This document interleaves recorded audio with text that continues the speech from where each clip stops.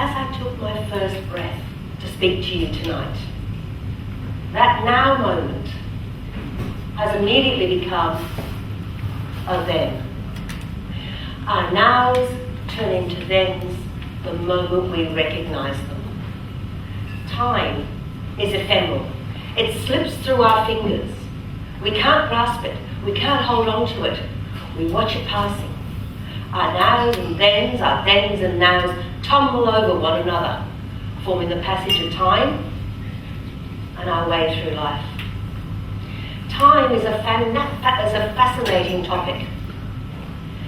And tonight I'm going to talk to you about time and how it relates to us and the big picture things, big picture questions. I've got some challenges for you, and over the next 10 minutes or so we're going to look at those challenges. The first challenge I have for you is what we call time isn't in fact real. It doesn't exist. Scientists have discovered there's actually no physical reason for time. In fact, what it is change. We're all standing on planet Earth, and it's spinning around the sun. The sun is spinning through the galaxy. That constant change is what creates an illusion of time for us. We see the sun rise in the morning and set in the evening, and we choose to call that moment of time a day. But in fact, seconds, minutes, hours, days, weeks, years don't really exist. They're simply a form of measurement that we use to measure the passing of time. Time is a human construct. Now, when you look at the enormity of time, suddenly that construct becomes almost inconceivable. If we look to the Big Bang, when the universe first started, 13 to 14 billion years ago, the universe as we know it came into existence. All the matter that was created at that point in time is still in existence. We then move forward to when life emerged from the oceans. Suddenly time starts moving forward. And when we look at ourselves now for the next 10 minutes, compared to those 13 or 14 billion years, time becomes so complex. Here in Western Australia, we live in the most fortunate position. Right on our doorstep, we have 3 amazing time capsules that help us see the then and the now.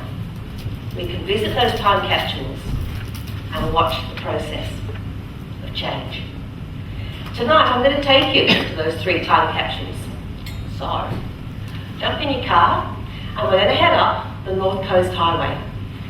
Our first stop, Calvary, that beautiful coastal town that many of you have probably visited.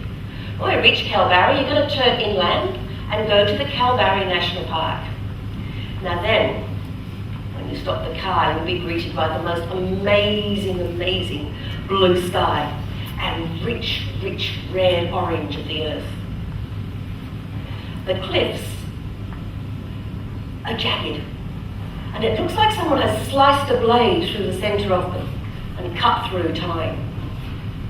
I was there this time last year, and later in the afternoon I decided to go for a walk down to the Z Bend Gorge, which is quite a long track. My husband stayed in the car and off I went. On the way I came across a fairly indistinctive plaque on the side of the track, and it said fossils. I'm always a sucker for looking. There on the side of the track was this slab of sandstone. And in that slab of sandstone there was 2 parallel lines of scrapings. Those were the scrapings that a sea scorpion had made 480 million years ago, when he or she had climbed out of the ocean onto the land. It marks the transition of life from the ocean to the land. And there it is, by this track. And I could actually bend down and trace it with my fingers. That then moment was amazing to me. It really linked me to that passage of time. So, get back in our car, and this time we're going to head further north. And we're going to head up to the Burrup Peninsula. Now again, I was on a trip with my husband, and I heard about some rock art somewhere up there. We found a place called Hurston's Cove, and it was late at night, well, late in the evening, and so we quickly put up our tent, our camper, and had a meal and tucked down for the night. I had no idea what to expect other than there was some rock art. During the night, the wind rose, and I'm not talking about a breeze, I'm talking about a full-on howling gale. It got louder and louder and stronger, and it felt like it was going to rip the whole canvas away from our camper. I literally lay there in bed hanging on. In that wind, I could hear the screaming and the moaning and the whispering of spirit voices. It crossed my mind whether to pack up and go. I was so frightened. But in the morning, we had our breakfast and rubbed the sleep out of our eyes and walked around the corner into what they call Deep Gorge. Now, Deep Gorge is a gorge, and there's mountains and mountains of rocks on either side. Beautiful, rich, red and orange rocks. And on each of those rocks, well, not every one, but on most of those rocks, if you look closely, there's what they call a petroglyph. And that is where they've carved out from those rocks. There were kangaroos, there were emus, there was a sailing ship, there were footprints. There were megafauna that has long been extinct. The people who had lived in that place for the last 40,000 years had carved those out, and they were still there for me to see, marking that point in time. The amazing thing about those rocks, and of those of you who know about the Burrup Peninsula, is that they're actually situated in Western Australia's heavy industry hub. They're surrounded by a fertiliser factory, an iron ore port, and now a gas hub. Now, back in your car, and this time we're heading south. We're going down to Port Hedland. Again, another mining hub. This time, when you open the door and step out of your car, you'll be greeted by the beautiful, sweet, woody smell of spinifex. If you've never smelled spinifex, it's amazing. The earth is harsh and dusty, and it holds its secrets very close. There amongst this environment, there's a place called Ducken Gorge.